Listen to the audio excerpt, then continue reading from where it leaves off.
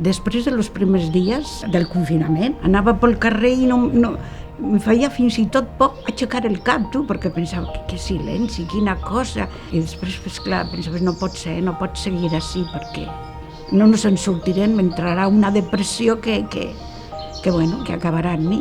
I mira, de mica en mica he anat sortint com ho he pogut. Faig el que em dóna la gana. Si estic escoltant la ràdio, estic, per exemple, fent el llit, fan una música que m'agrada, doncs deixo de fer el llit i me poso a ballar tota sola.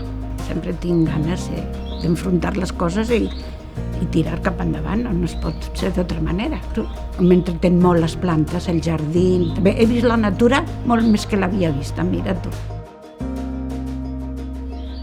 Pues trobo a faltar la llibertat de bellugar-me. Hi havia dies que me llevava i dic, ui, quin dia més maco que fa. Va, agafo el bus i me'n vaig a Barcelona. Quasi tots els museus de Barcelona els he recorregut, les he fet jo sola, al meu aire. Al casal feien moltes coses. He anat a molts puestos molt bonics. Una de les últimes ha sigut Jordània, Jerusalem, i ara ja estava apuntada a Rússia i ja no sé si podré anar. Mira, per això vull vacunar-me, perquè si me queda un viatge per fer, que no sigui perquè no tingui vacuna, no me deixin anar.